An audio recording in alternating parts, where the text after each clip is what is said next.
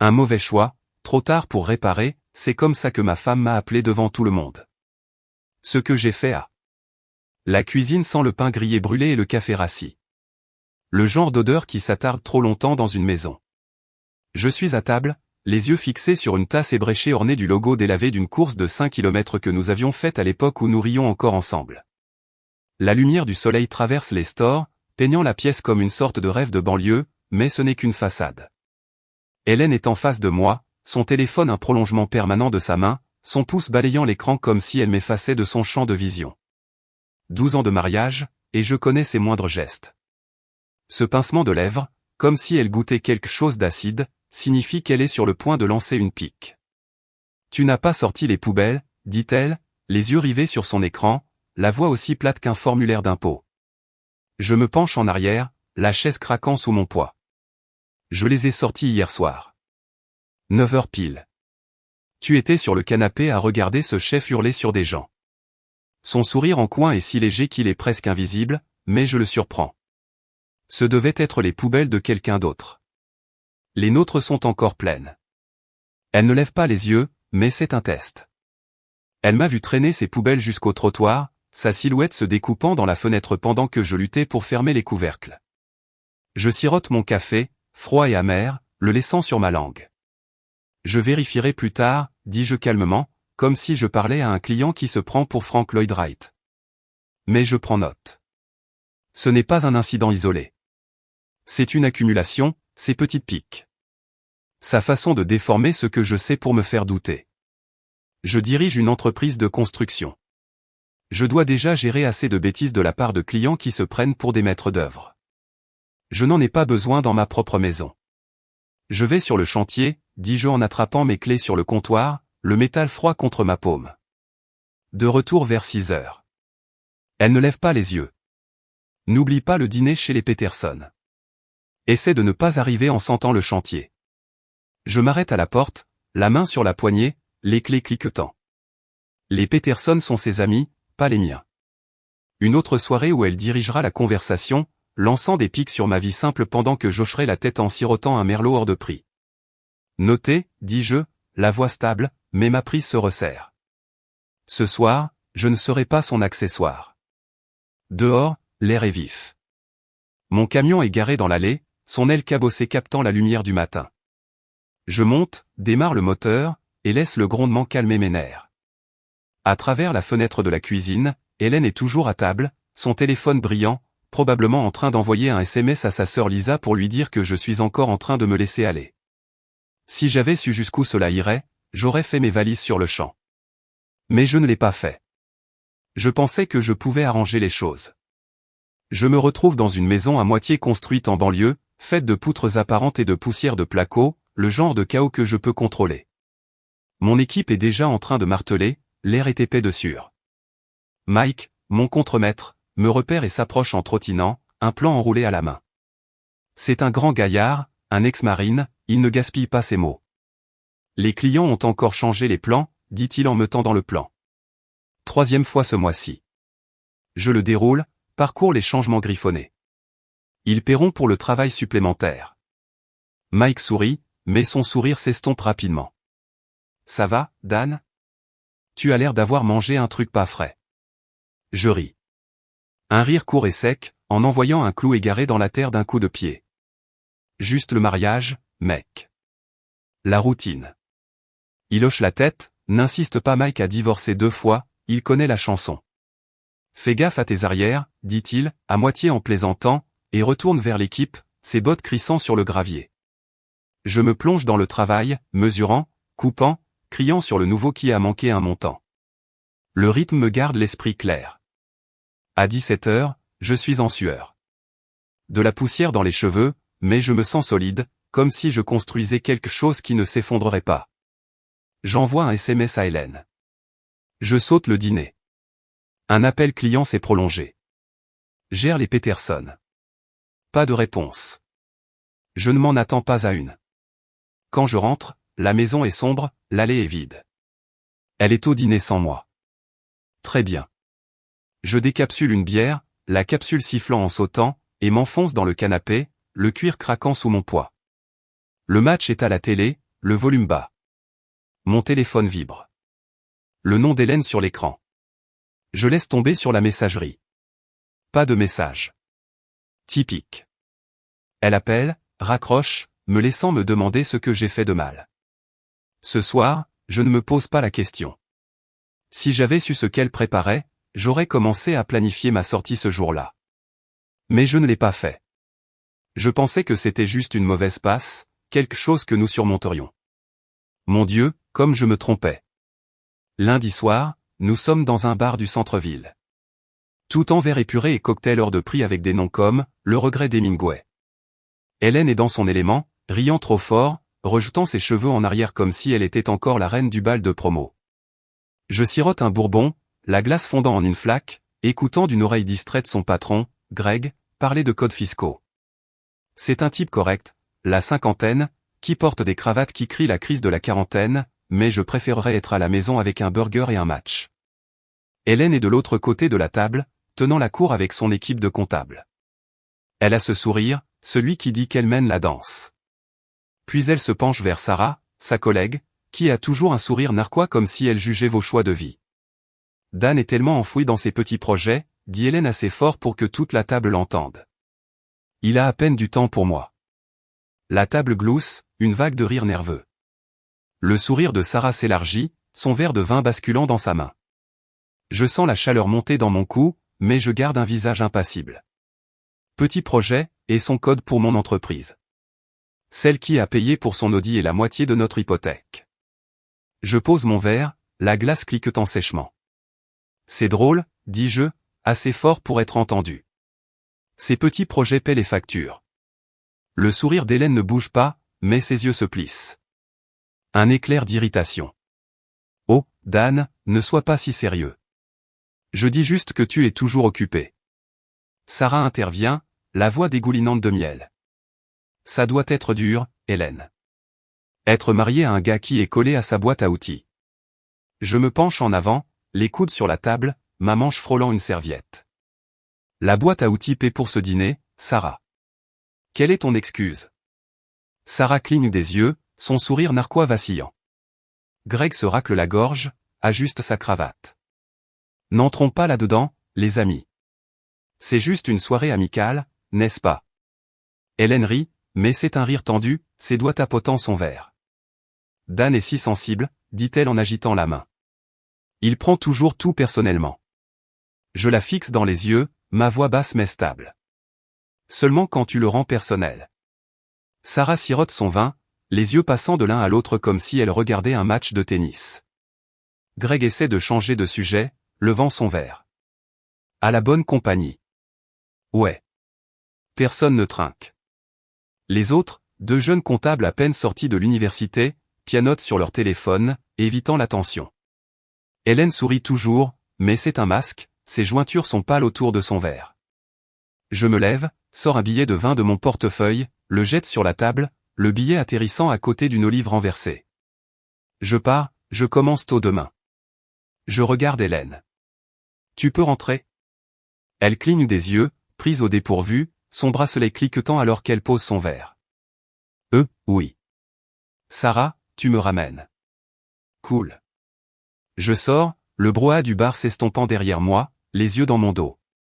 Pas de scène, pas de cris, juste une limite tracée. Mon camion est garé à un pâté de maison, les lampadaires bourdonnant au-dessus de ma tête. Je monte, démarre le moteur, laisse le grondement couvrir le bruit dans ma tête. Elle n'appelle pas ce soir-là. Tant mieux. Le lendemain matin, je suis debout à 6 heures, préparant le café, la machine gargouillant comme si elle était à l'agonie. Hélène descend, habillée pour le travail dans un blazer élégant, son visage un masque de calme. Mais je la connais, elle fulmine. Tu m'as embarrassé hier soir, dit-elle en se versant une tasse, son bracelet cliquetant contre la tasse. Je fais défiler les emails sur mon téléphone. Des factures pour un nouveau chantier de terrasse. Tu t'es embarrassé toi-même. Je n'ai juste pas joué le jeu, elle pose la tasse avec force. Le café déborde. Qu'est-ce que ça veut dire? Ça veut dire que je ne suis pas ton punching ball, Hélène. Tu veux lancer des piques? Vise ailleurs. Sa mâchoire se crispe, sa voix est sèche. Tu exagères. C'était une blague, Dan. Une blague.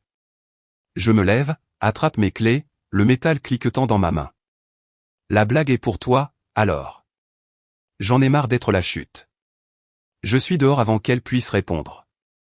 La moustiquaire claque derrière moi. Pas de deuxième chance. J'ai dit ce que j'avais à dire. À elle de jouer. Sur le chantier, je dis à Mike de prendre les rênes. Je vais à la banque, ouvre un compte séparé et y transfère la moitié de nos économies communes. Pas par dépit, par logique.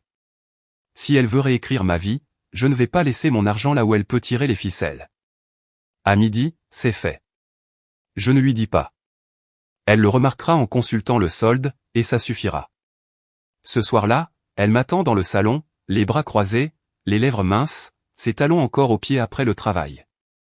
Tu n'as pas répondu à mes SMS. Je laisse tomber mon sac près de la porte, enlève mes bottes d'un coup de pied, les semelles éraflées par la boue. Il ne semblait pas. Insensé, Dan. C'est quoi ton problème? Mon problème? Je m'approche, la voix stable, mon ombre tombant sur la table basse.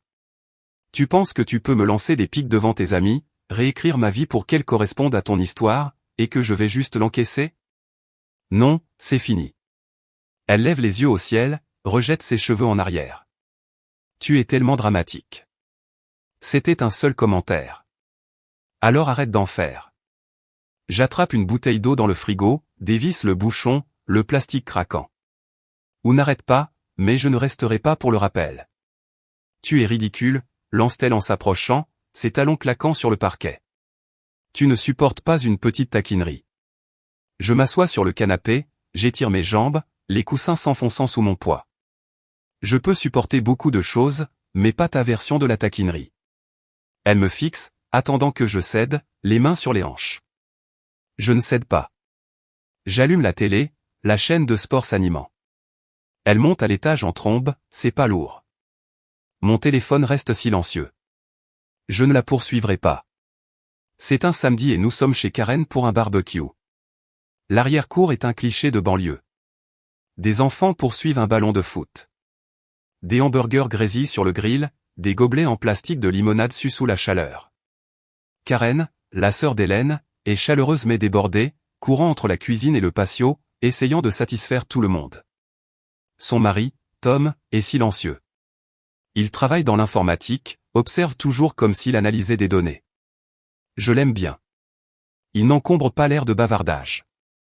Hélène est en pleine représentation, voltigeant d'un groupe à l'autre, son rire assez aigu pour couper le verre. Je suis près du grill avec Tom, retournant les hamburgers, la fumée me piquant les yeux. Il me tend une bière, la bouteille froide contre ma paume, et murmure, elle est déchaînée aujourd'hui. J'acquiesce, décapsulant la bouteille. Quand ne laisse-t-elle pas? Puis la voix d'Hélène tranche l'air, forte, depuis le patio. Dan est tellement attaché à sa boîte à outils. Je jure que je suis veuve la moitié du temps. Le groupe rit. Des voisins, les amis de Karen, un type en polo qui a l'air de vendre des assurances auto. Karen me lance un regard, à moitié désolé, son tablier taché de ketchup. Je pose la spatule, m'essuie les mains sur une serviette, lentement, délibérément. Je ne suis pas là pour la pitié. Je m'approche, l'herbe crissant sous mes bottes, mon ombre tombant sur la table du patio. Le groupe se tait alors que je m'arrête derrière Hélène. Si je suis un fantôme, dis-je, la voix calme mais claire, assez fort pour que les voisins entendent, peut-être que tu devrais arrêter d'encaisser mes chèques. Le sourire d'Hélène se fige, ses yeux s'écarquillent une fraction de seconde. Le type de l'assurance, Phil, tous dans son verre, ses lunettes s'embuant. Karen intervient, la voix aiguë et nerveuse. Oh, allez. Vous deux. C'est juste un barbecue. Je la coupe, gardant les yeux sur Hélène. Non, sérieusement. Si je ne suis pas là, je peux rendre ça officiel. Tu veux ça? Hélène rit, mais c'est un rire cassant. Ses doigts se resserrent autour de son gobelet. Dan, détends-toi. C'est un barbecue, pas un tribunal. Exactement.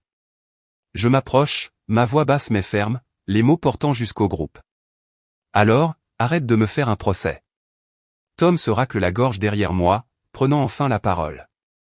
Hélène, peut-être qu'il a Dan est là, en train de faire griller pour nous. Son ton est neutre, mais il y a un poids dans ses mots, comme s'il avait vu cela se construire. Phil, le type de l'assurance, essaie de détendre l'atmosphère en ricanant. Et, ma femme dit la même chose de moi et de mes clubs de golf. Le mariage, hein. Je le regarde, sans sourire. La différence, c'est que je n'entends pas ta femme le dire à tout le quartier.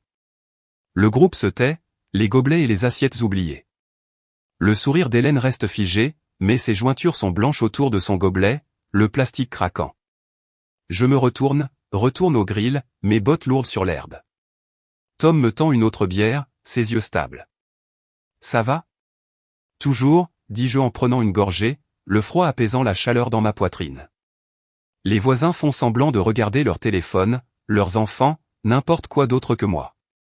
Je n'ai pas besoin de crier. Je n'ai pas besoin de gagner cette bataille de jardin. J'ai juste besoin qu'Hélène sache que je ne suis pas son accessoire. Dans la voiture, elle est silencieuse, regardant par la fenêtre, son sac à main serré sur ses genoux. Je conduis, la radio éteinte, le bourdonnement du moteur remplissant l'espace. Finalement, elle parle, la voix sèche. Tu n'étais pas obligé de faire ça devant tout le monde. Je garde les yeux sur la route, les lampadaires défilant. Tu n'étais pas obligé de commencer. Tu es impossible, lance-t-elle en se tournant vers moi, ses boucles d'oreilles scintillant. Je ne peux même pas parler sans que tu fasses une scène. Alors ne parle pas de moi comme si j'étais ton employé. Je me gare dans l'allée, coupe le moteur, le tableau de bord affichant 140 706 km. Tu veux du respect? Donne-le. Elle sort, claque la portière, le son résonnant dans le quartier calme. Je reste assis là, fixant le compteur kilométrique, les chiffres immobiles. Ce n'est plus une dispute. C'est un schéma, et j'en ai marre d'attendre qu'elle le brise. Le lendemain, je suis dans un café pour rencontrer un client, Steve, pour la rénovation d'une cuisine. L'endroit sent l'expresso et le sucre brûlé, le genre d'endroit où les gens font semblant de travailler sur des ordinateurs portables. Steve est avocat, la quarantaine, obsédé par les détails. Nous examinons les plans quand mon téléphone vibre. Un SMS d'Hélène. Il faut qu'on parle du voyage en Floride. Tu viens toujours, n'est-ce pas? Nous avions prévu ce voyage il y a 6 mois. Une semaine dans l'appartement de ses parents. Une autre occasion pour elle de jouer les metteurs en scène pendant que j'hocherai la tête. Je réponds par SMS. Je ne viens pas. J'ai un chantier cette semaine-là. Profite bien. Pas d'explication. Pas de négociation. Steve lève les yeux des plans, son stylo en suspens. Tout va bien? Affaire de famille, dis-je en rangeant mon téléphone. Je pose juste quelques limites. Il hoche la tête, ne fouine pas, mais son regard s'attarde comme s'il était passé par là. Intelligent. Ne jamais les laisser mener la danse. Je hoche la tête en retour. Tape sur le plan. Restons sur l'agencement ouvert. J'aurai un devis pour demain. La réunion se termine, mais je pense déjà à la suite. Annuler le voyage est mon coup. Proactif. Pas d'attente pour sa prochaine pique. Si elle veut jouer à des jeux, elle jouera seule. Cela fait 1 mois et nous nous parlons à peine. Je suis dans la chambre d'amis, je travaille plus longtemps, je garde mes distances. Hélène a redoublé d'efforts. Plus de piques, plus de contrôle. Elle a commencé à vérifier mon emploi du temps, à m'envoyer des SMS pour savoir où je suis, qui je rencontre, comme si j'étais en laisse. La semaine dernière, elle a plaisanté devant notre voisin, Jim, en disant que je cachais probablement une vie secrète. Jim a ri, mais ses yeux se sont tournés vers moi, interrogateur. Je ne l'ai pas corrigé. Je suis juste parti. Je suis au magasin de bricolage pour acheter du bois pour une terrasse. L'endroit sent la sueur et l'huile de moteur, mon genre de sanctuaire. Je suis dans l'allée, vérifiant des planches de cèdre, quand Jim s'approche, un chariot plein de pots de peinture cliquetant derrière lui. J'ai entendu dire que tu menais la vie de célibataire, dit-il, avec un demi-sourire narquois, s'appuyant sur son chariot. J'empile une planche, le bois rugueux sous mes mains. Hélène a beaucoup d'imagination. Il glousse, mais c'est un rire mal à l'aise. Elle est passée hier soir parler à ma femme. A dit que tu étais distant. Tout va bien? Je pose une autre planche. Le regarde. Elle réécrit l'histoire, Jim. Je ne lis juste plus son scénario. Il hoche la tête, se gratte le cou. Ouais, bon, le mariage, c'est dur. Vous allez trouver une solution. Peut-être, dis-je, mais j'ai déjà fini de chercher. Je prends mon chariot, me dirige vers la caisse. Jim ne me suit pas, mais je sens son regard sur moi. Hélène répand sa version, mais je ne suis pas là pour la corriger. Je suis là pour changer les règles du jeu. Ce soir-là, elle est dans la cuisine, coupant des carottes avec une rage vengeresse. Le couteau martèle la planche. Tu as planté le déjeuner de mes parents, dit-elle sans lever les yeux. J'avais un client, dis-je en posant mes clés sur le comptoir, le cliquetis sonore dans le silence. Ils ne t'attendent pas, elle s'arrête, se retourne, les yeux vifs. Tu ne pouvais pas appeler. Tu sais ce que ça donne comme impression. L'impression que je travaille. J'ouvre le frigo, prends une bouteille d'eau, la bouteille froide et glissante dans ma main. Tu veux me tenir en laisse? Prends un chien. Elle abat le couteau. Les carottes roulent. Tu n'es pas le seul à avoir un travail, Dan. Je suis submergé au boulot et tu ne peux même pas te montrer pour un déjeuner. Tu ne m'as pas demandé de venir. Tu me l'as dit. Je dévisse le bouchon, prends une gorgée. Il y a une différence. Elle rit, amèrement, les mains sur les hanches. Tu es incroyable. Tout est une dispute maintenant. Seulement quand tu en fais une. Je passe devant elle, me dirige vers le salon, le parquet craquant sous mes bottes. Fais-moi signe quand tu seras prête à parler comme des adultes. Elle ne me suit pas. Le couteau recommence à couper, plus vite, le rythme sec. Je n'escalade pas. Je ne joue juste plus.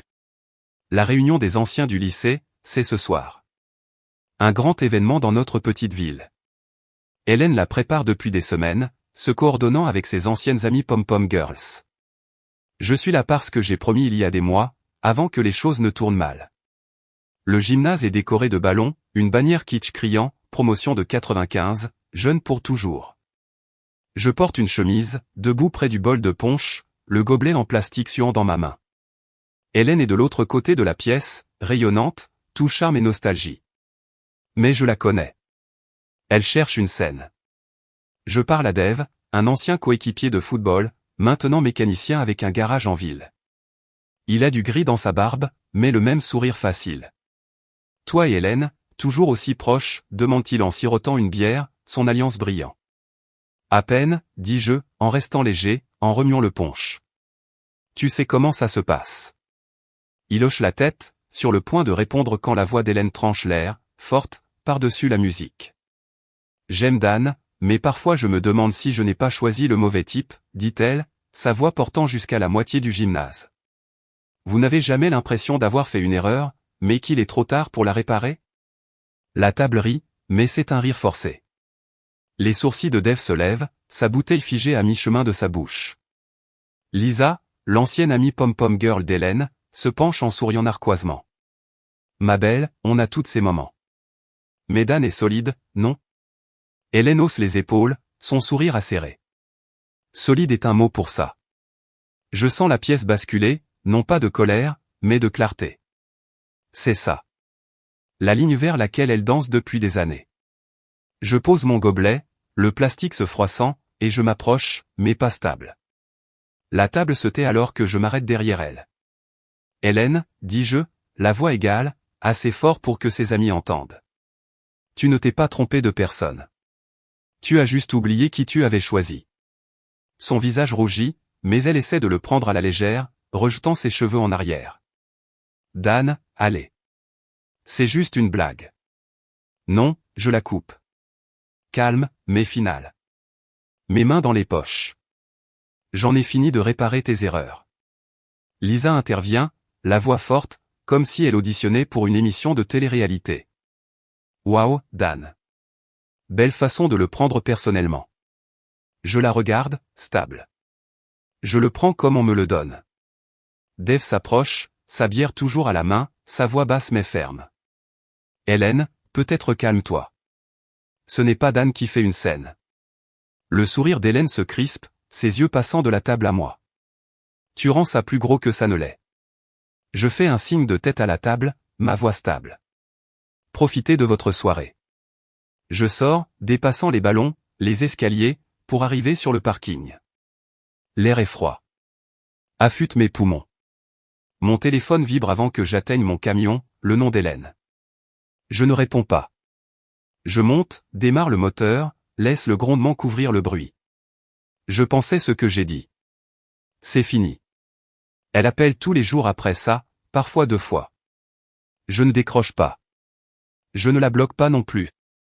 Je ne suis pas mesquin, mais je ne joue pas son jeu. Je déménage mes affaires dans un appartement meublé de l'autre côté de la ville, un 2 pièces. Rien d'extraordinaire.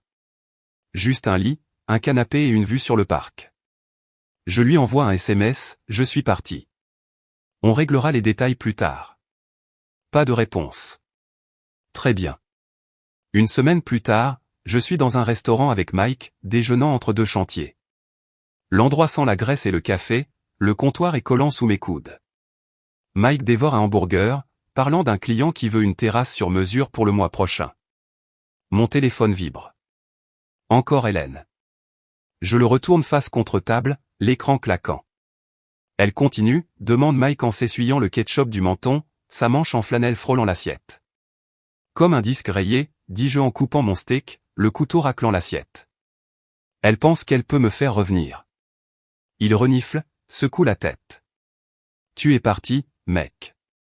C'est la bonne décision. Elle a eu sa chance. Ouais, dis-je en mâchant lentement. Elle n'a pas l'habitude de perdre le contrôle. Mike se penche en arrière, sa chaise craquant. Le contrôle, c'est tout ce qu'elle a. Ma deuxième ex était comme ça, toujours à tirer les ficelles. Quand on leur coupe les ficelles, ils s'effondrent. J'acquiesce. Prends une gorgée d'eau. Elle s'effondre déjà. Il sourit, pointe une frite vers moi. Tu as meilleure mine, Dan. Comme si tu avais perdu 50 kilos de bêtises. Ce n'est pas faux, dis-je, mais c'est plus que ça. C'est comme si j'avais porté son jeu pendant des années, et que je suis enfin libre. 3 mois plus tard, je suis dans mon appartement, une tasse de café fumante sur la table, la céramique chaude sous mes doigts. L'endroit est petit, parquet, une fenêtre donnant sur le parc, des enfants jouant au football au loin, leurs cris portés par la brise. Les papiers du divorce sont devant moi, signés, prêts à être postés. Je ne me suis pas battu pour la maison ou la voiture. J'ai pris mes outils, mes vêtements, la moitié des économies, une séparation nette, sans drame. Les appels d'Hélène se sont espacés à 1 fois par semaine. Ces messages vocaux sont un mélange de culpabilité et de fausse inquiétude. Dan, il faut qu'on parle. Je ne le pensais pas comme ça. Tu n'es pas raisonnable. Je ne réponds pas. Pas de deuxième chance. Elle a eu sa chance. Mike passe, un pack de 6 bières sous le bras, ses bottes de travail laissant de légères traces de terre sur le sol. Il pose les bières sur le comptoir, en ouvre une, le sifflement sonore dans le silence. L'endroit est sympa, dit-il en balayant les murs nus du regard. Minimaliste, je ris en lui tendant un décapsuleur. C'est un début. Il s'enfonce dans le canapé, étend ses jambes. Des nouvelles d'Hélène ? La même chose, dis-je, assis en face de lui, ma bière suant dans ma main. Elle pense qu'elle peut réécrire la fin. Il secoue la tête, prend une gorgée. Elle n'a plus de coup à jouer. Tu as fait ce qu'il fallait, mec. Une rupture nette. Ouais, dis-je en me penchant en arrière, le canapé craquant. Ça a pris assez de temps. Il sourit, lève sa bouteille. Au nouveau départ. Je trinque ma bouteille contre la sienne, le verre sonnant. Au nouveau départ. Karen a appelé 1 fois, essayant de jouer les médiatrices. Elle a du mal, Dan, a-t-elle dit, la voix douce comme si elle manipulait une bombe. J'ai été bref. Elle n'a pas de mal. Elle a juste perdu son public. Karen n'a pas discuté, mais j'ai entendu la pause, comme si elle était tiraillée entre sa sœur et la vérité. Tom m'a envoyé un SMS plus tard, respect, mec. Tu as fait ce que tu devais. Je n'avais pas besoin de son approbation, mais c'est bien tombé. La réunion des anciens a été la fin, mais ce n'était pas le début. C'était chaque pic, chaque sourire narquois, chaque fois qu'elle réécrivait ma vie pour se mettre en valeur. Je lui ai donné 12 ans, mon meilleur effort. Elle ne voulait pas d'un partenaire.